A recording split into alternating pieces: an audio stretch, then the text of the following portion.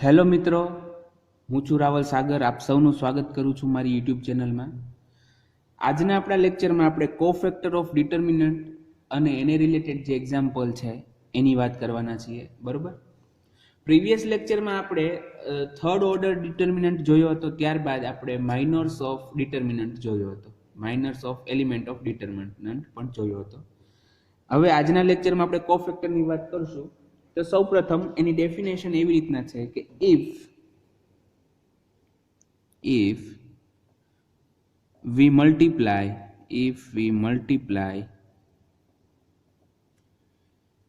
minus 1 raised to I plus j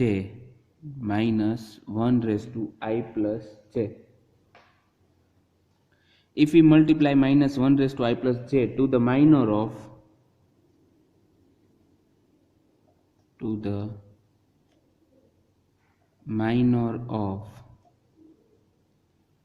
an element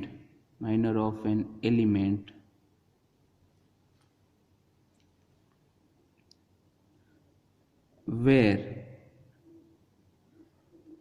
I is the number of rows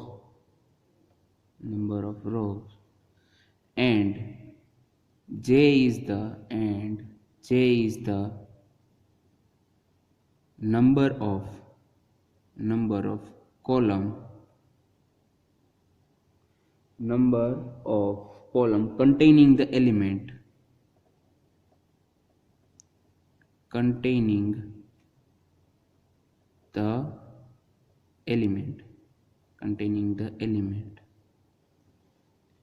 then we get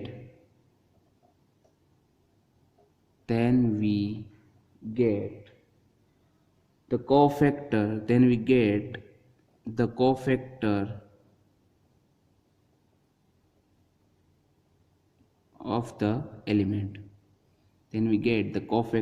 of the element of that element બરોબર છે.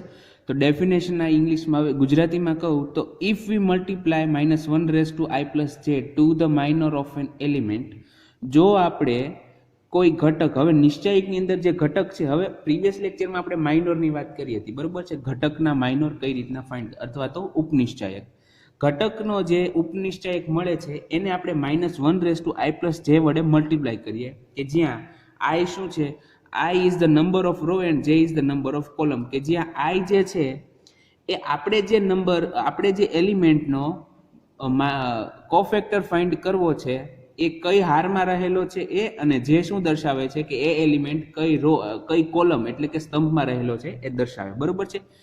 એટલે કે આપેલા ઘટકનો માઇનોરને -1 raise to I plus જે વડે multiply કરવામાં આવે, કે જ્યાં I એ ઘટકની રોની સંખ્યા દર્શાવે છે તથા જે છે જે એ આપેલા ઘટકની અથવા તો આપણે લીધેલ ઘટકની કોલમની સંખ્યા દર્શાવે છે, તો આપણને જે મળે છે એને શું કહેવાય, કોફેક્ટર ઓફ ધેટ એલિમેન્ટ. તો એને કહેવાય, આપણને જે મળે છે એ શું કહેવાય છે, કોફેક્ટર, એટલે કે સહઅવયવ ઓફ ધેટ એલિમેન્ટ, એ ઘટકનો, બરોબર છે.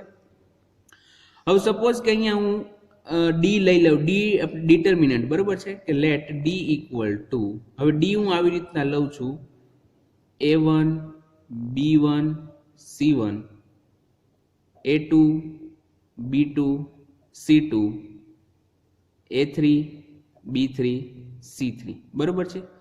સહઅવયવ બહુ જ સિમ્પલ વસ્તુ છે. આ માઇનોર પણ સિમ્પલ છે. બસ માઇનોર આપણને જે મળે છે કોઈ પણ ઘટક માટે, આપણને જે માઇનોર એટલે કે ઉપનિશ્ચયક મળે છે એને આપણે -1 રેઝ ટુ I પ્લસ જે, હવે જે ઘટકનો માઇનોર ફાઇન્ડ કર્યો હોય એ ઘટક કઈ હારમાં છે અને કઈ સ્તંભમાં છે એ આપણે I અને જે નક્કી કરી લઈએ તો આપણને શું મળી જાય, કોફેક્ટર મળી જાય, બરોબર છે. Late D equal to A1 B1 C1 A2 B2 C2 A3 B3 C3, બરોબર. Now minor of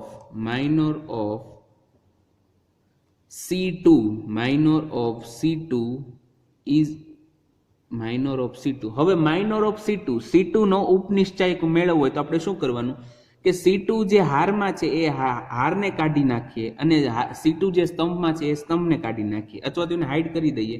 તો હું આવી રીતના કરું કે ભાઈ C2 આ સ્તંભમાં છે તો અહીંયા મેં હાઈડ કરી દીધું.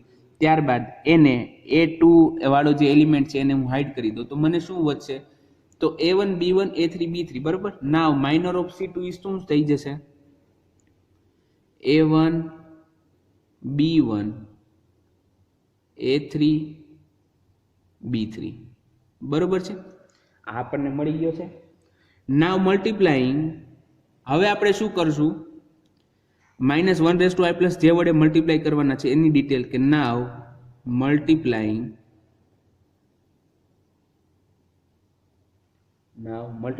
Minor of C2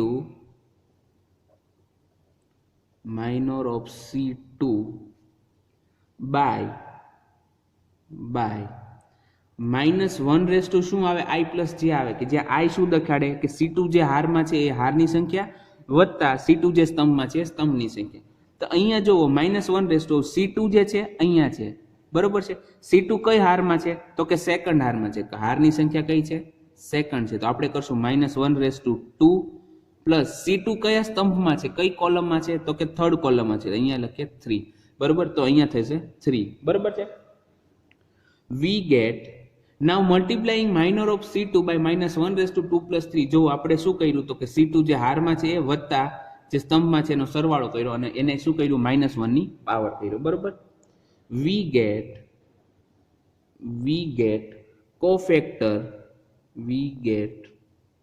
cofactor of C2 બરોબર છે. thus the cofactor of C2 is -1/2 + 3 into શું કર્યું -1 i + j વડે મલ્ટીપ્લાય કર્યું કોને તો કે minor of C2 no minor શું છે A1 B1 A3 B3 બરોબર છે. A1 B1 A3 B3 equal to મને શું મળશે તો કે -1/5 -1 ની 5 ઘાત કેટલી થશે -1 થશે -1. ઓકે. હવે અહીંયા જે છે આ દ્વિહાર નિશ્ચયક એટલે કે સેકન્ડ ઓર્ડર ડિટર્મિનન્ટ છે અને સેકન્ડ ઓર્ડર ડિટર્મિનન્ટનું મૂલ્ય વેલ્યુ અથવા તો એક્સપાન્શન કઈ રીતના મળે multiplication of element of main diagonal minus multiplication of element of subsidiary diagonal. તો અહીંયા થશે A1 B3 A3 B1 બરોબર છે. તો અહીંયા આપણને જે મળે છે -1 × A1 B3 A3 B1 આપણને શું મળે છે ધ કોફેક્ટર ઓફ C2 બરોબર. સિમિલરલી આપણે કોઈ પણ એલિમેન્ટ અહીંયા છે જે 9 એલિમેન્ટ છે અને બાકીના જે 8 એલિમેન્ટ વધે છે એના માટે પણ કોફેક્ટર ફાઇન્ડ કરી શકીએ છીએ બરોબર. તો એની પ્રેક્ટિસ તમારે ઘરે કરવાની છે. હવે વાત કરીએ કે ડિનોટ કઈ રીતના કરીએ કે the cofactor of AI BI CI જ્યાં AI BI CI માં I = 1 2 3 હોય બરોબર. એટલે કે A1 B1 C1 A2 B2 C2 A3 B3 C3 આ જનરલ ફોર્મ કહેવાય. The cofactors of AI BI CI in D એટલે કે ડિટર્મિનન્ટ D માં are denoted by AI BI CI respectively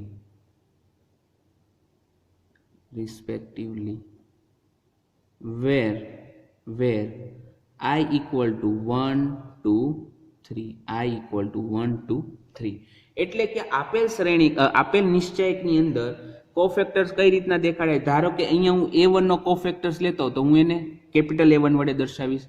ત્યારબાદ સપોઝ કે હું C2 નો લઉં છું તો એને હું કેપિટલ C2 વડે દર્શાવીશ. ધારો કે હું B3 નો લઉં તો એને શું દર્શાવીશ કેપિટલ B3 બરોબર છે. તો આવી રીતના આપણે કોફેક્ટર ફાઇન્ડ કરી શકીએ છીએ. ત્યારબાદ વાત કરીએ કે એક પ્રોપર્ટીઝ એવી છે કે the value of minors and cofactors, the value of minors and cofactors in third order determinant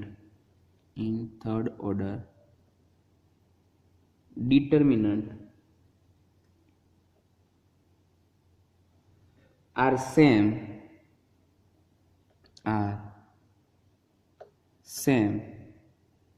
for the element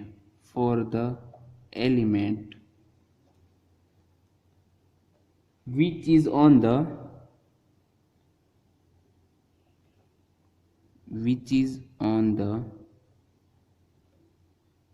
principal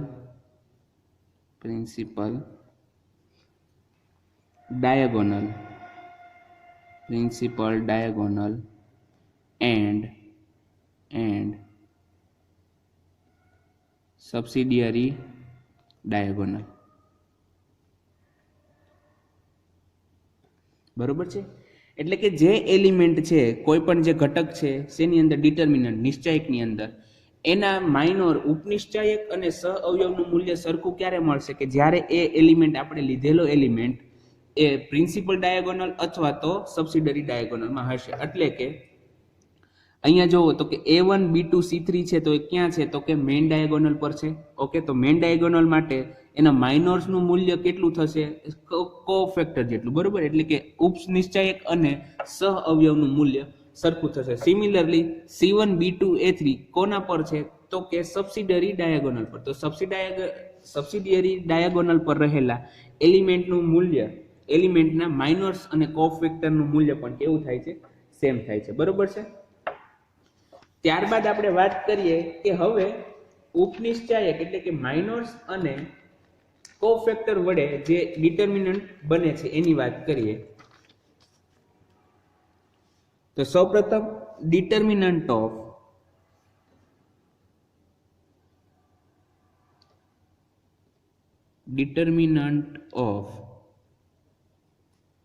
minors of determinant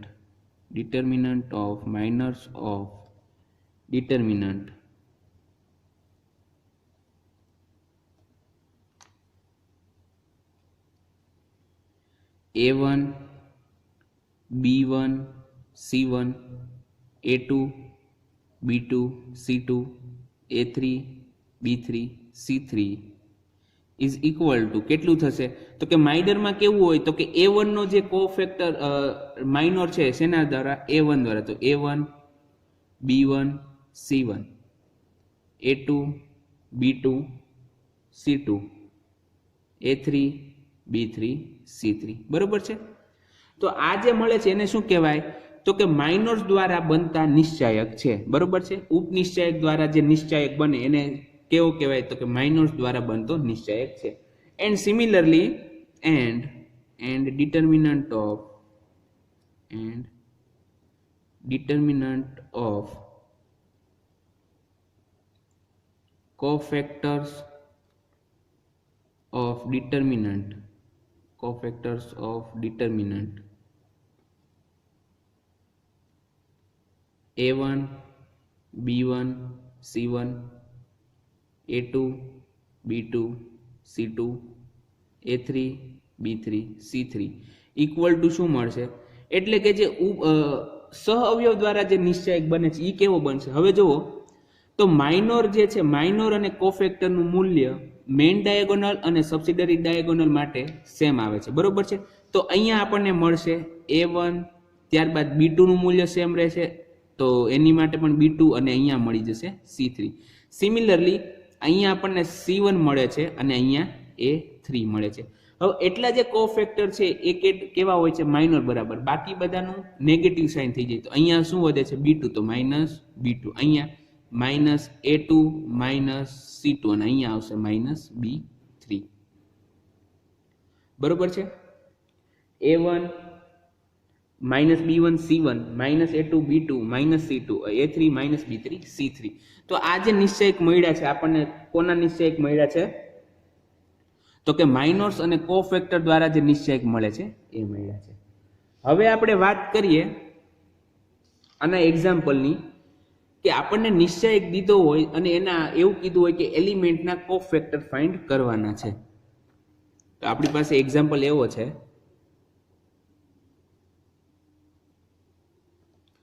find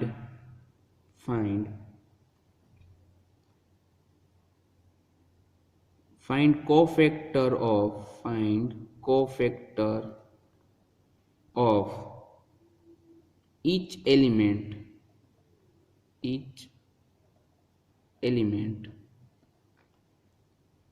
of the determinant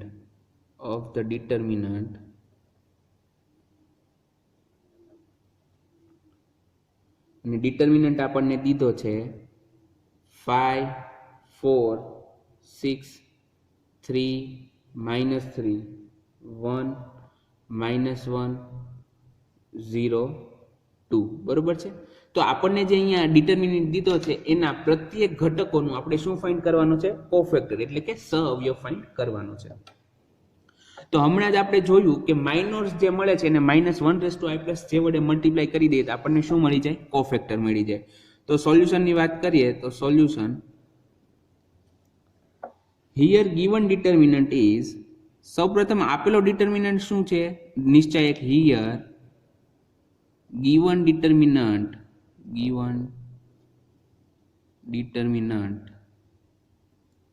is d equal to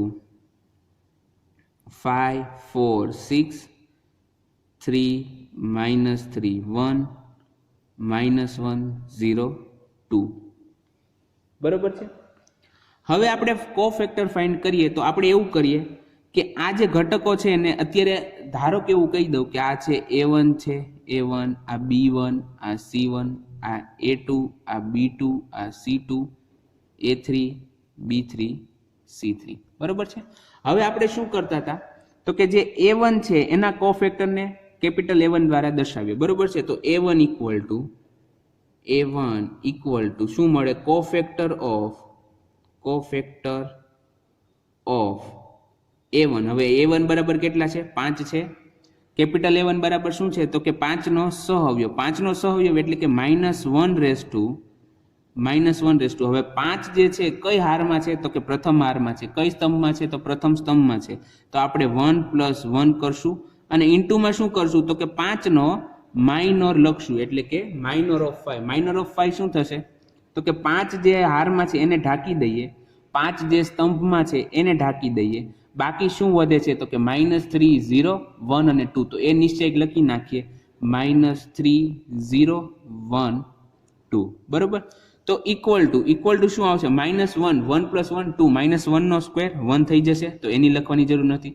અને અહીંયા વધશે -3 × 2 -1 × 0 equal to -6. બરોબર છે. તો આપણને મળ્યો minor of 5. હવે B1 ની વાત કરીએ. B1 ઇક્વલ ટુ શું થશે? Cofactor of 3. બરોબર છે.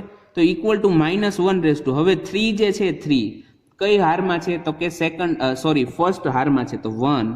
અને કયા સ્તંભમાં છે? કઈ કોલમમાં છે? તો કે સેકન્ડમાં છે તો સેકન્ડ. બરોબર. ઇન્ટુ 3 નો માઇનોર લખશું તો 3 નો માઇનોર શું થશે?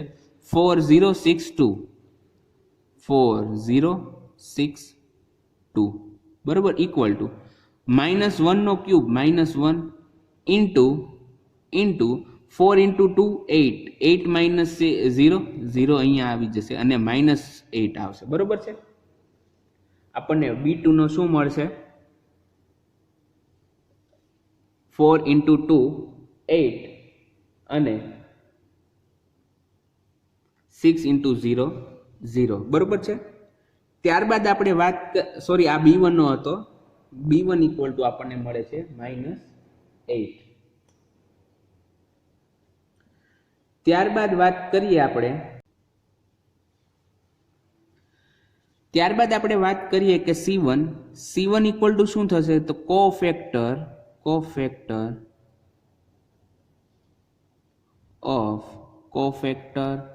ઓફ અહીંયા C1 છે તો -1 કોફેક્ટર ઓફ -1 ઇક્વલ ટુ -1 હવે -1 કઈ હારમાં છે તો કે ફર્સ્ટ હારમાં છે તો અહીંયા ફર્સ્ટ પ્લસ કયો કોલમ તો કે થર્ડ ઇન્ટુ માઇનોર ઓફ -1 શું -1 નો માઇનોર શું છે 4 -3 6 1 4 -3 6 1 બરોબર છે ઇક્વલ ટુ -1 એટલે 1 આવશે -1 એટલે 1 આવી જશે અને 4 into 1 4 minus 6 into -3 equal to 4 minus અહીંયા માઇનસ અહીંયા પ્લસ થઈ જશે પ્લસ 6 into 3 18 equal to 22 બરોબર છે ઇક્વલ ટુ આવ્યું 22 હવે સિમિલરલી આપણે વાત કરી દઈએ કે ભાઈ આવી રીતના આપણે આગળ A2 B2 C2 વગેરેના કોફેક્ટર ફાઇન્ડ કરી શકીએ છીએ બરોબર તો હવે અહીંયા તમને આ એક્ઝામ્પલ પૂરેપૂરો ગણાવી દઉં કે કઈ રીતના ફાઇન્ડ કરશું હવે A2 ની વાત કરીએ કે A2 ઇક્વલ ટુ શું થશે A2 ઇક્વલ ટુ કોફેક્ટર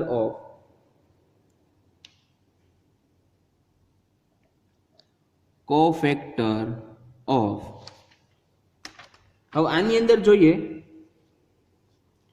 આ જે હાર છે એની અંદર 4 -3 અને 0 છે 4 કઈ જગ્યાએ છે તો કે અહીંયા છે કઈ હારમાં છે તો કે સેકન્ડ હારમાં છે બરોબર છે અને કઈ કોલમ તો કે ફર્સ્ટ તો એના માટે આપણે શું કરશું -1 + 1 કરશું અને માઇનોર આવશે 3 -1 1 અને 2 બરોબર તો કોફેક્ટર ઓફ 4 ઇક્વલ ટુ -1 + 1 અને એનો માઇનોર શું આવે છે 3 1 -1 2 3 1 -1 2 ઇક્વલ ટુ -1 નો ક્યુબ -1 ઇન્ટુ અહીંયા આવશે 3 into 2 6 માઇનસ માઇનસ પ્લસ થઈ જશે +1 ઇક્વલ ટુ શું આવે આ 1 છે 6 + 1 7 એટલે કે -7 બરોબર છે સિમિલરલી હવે હું કહી દઉં તમને similarly B2 equal to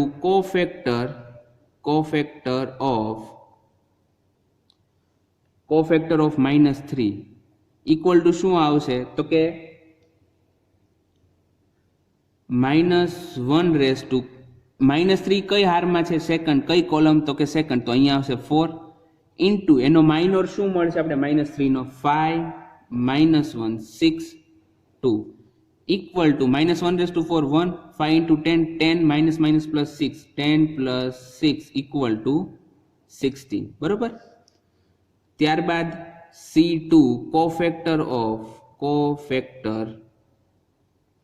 of 0 equal to -1/5 કેમ કે second row third column -1/5 and into minor એનો આવશે 5 3 6 -1 6 1 equal to -1/5 -1 5 into 1 5 minus 6 into 3 18 6 into 3 18 equal to -1 5 minus 18 -13 into -1 13 okay ત્યારબાદ આવશે A3 equal to cofactor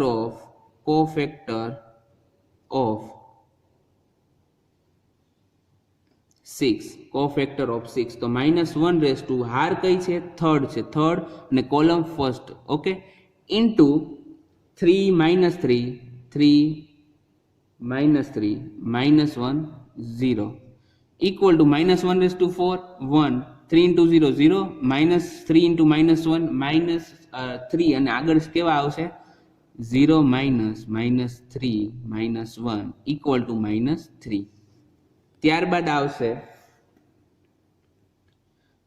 B3 equal to cofactor of 1 equal to -1/3 plus 2 into minor of 1 equal to 5 4 -1 0 equal to -1/5 -1 into 5 into 0 0 0 minus 4 into minus 1 equal to -1 0 minus આ plus થઈ જશે એટલે 4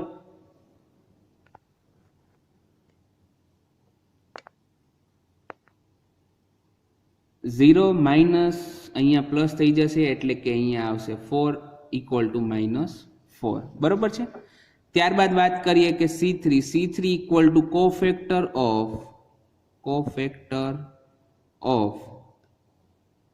2 equal to -1/3 + 3 third row third column into minor શું થશે 5 4 3 -3 equal to -1/6 1 બરોબર છે એટલે 1 into 5 into -3 -15 4 into 3 એટલે 12 એટલે -12 ઇક્વલ ટુ -27 બરોબર છે -27। તો આવી રીતના આપણે જે ડિટર્મિનન્ટ દીધો હોય એના કોફેક્ટર ફાઇન્ડ કરી શકીએ છીએ બરોબર છે। હવે ધારો કે આપણને એવું કીધું હોય કે આપેલો જે નિશ્ચયક છે એના કોફેક્ટર દ્વારા નિશ્ચયક જે બને છે આપેલા નિશ્ચયકના કોફેક્ટર એટલે કે સહ અવયવોથી બનતો નિશ્ચયક લખો। તો આપણી પાસે અહીંયા ડી તો આપેલો છે એના આપણે કોફેક્ટર ફાઇન્ડ કર્યા છે તો અહીંયા નીચે therefore the cofactor the determinant of cofactor of determinant D equal to શું થશે તો હવે જે a1 મળે છે a1 એને એવી રીતે એઝ ઇટ ઇઝ રાખશું બરોબર છે। તો હવે અહીંયા જુઓ આપણને a1 શું મળે છે -6 મળે છે તો ફર્સ્ટ એલિમેન્ટ આપણે લખશું -6। ત્યારબાદ b1 ની વાત કરીએ તો b1 કેવો મળે છે -8 પણ અહીંયા જે b1 છે b1 બરાબર મળે છે -8। ત્યારબાદ જે c1 છે c1 બરાબર શું મળે છે 22 બરોબર છે તો c1 લખીએ આપણે 22। ત્યારબાદ આગળ વાત કરીએ તો a2 બરાબર a2 ઇક્વલ ટુ છે -7 બરોબર a2 ઇક્વલ ટુ -7। ત્યારબાદ b2 ઇક્વલ ટુ છે 16 અને c2 ઇક્વલ ટુ છે 13 બરોબર c2 ઇક્વલ ટુ 13। ત્યારબાદ a3 equal to -3 a3 equal to છે -3 b3 ઇક્વલ ટુ છે -4 અને c3 ઇક્વલ ટુ છે -27। તો આવી રીતના આપણને જે આ નિશ્ચયક મળે છે એ કેવો મળે છે નિશ્ચયક તો કે આપેલો જે નિશ્ચયક છે એના કોફેક્ટર દ્વારા બનતો નિશ્ચયક છે બરોબર। હવે સિમિલરલી તમે જો આ જે અગ્રવિકર્ણ છે મેઇન ડાયાગોનલ એને એઝ ઇટ ઇઝ રાખો આ જે સબસિડરી ડાયાગોનલ છે એને એઝ ઇટ ઇઝ રાખો અને જે બાકીના ઘટકો વધે છે એટલે કે -8 -7 -4 અને 13 એને -1 વડે મલ્ટીપ્લાય કરી દો તો આપણને જે નવો નિશ્ચયક મળે છે એ જે નિશ્ચયક હોય એ કોનો નિશ્ચયક હોય તો કે determinant of minor of determinant D એટલે કે આપેલો નિશ્ચયક ડી છે એના ઘટકોના જે માઇનોર દ્વારા બનતો નિશ્ચયક મળે છે બરોબર। તો આવી રીતના તમે કોફેક્ટર એન્ડ માઇનોર ફાઇન્ડ કરી શકો તેમજ માઇનોર અને કોફેક્ટર દ્વારા બનતા નિશ્ચયક ફાઇન્ડ કરી શકો છો। તો અહીંયા આજનો આપણો લેક્ચર પૂરો થાય છે। આજના આપણા લેક્ચરમાં આપણે કોફેક્ટરની ડેફિનેશન જોઈ ત્યારબાદ કોફેક્ટરને રિલેટેડ એક્ઝામ્પલ જોયા કે કઈ રીતના ફાઇન્ડ કરવા જોઈએ બરોબર। તો આજનો લેક્ચર આપણે અહીંયા પૂરો કરીએ છીએ। હવે આપણે મળશું નેક્સ્ટ લેક્ચરમાં। ઘરે રહો સુરક્ષિત રહો।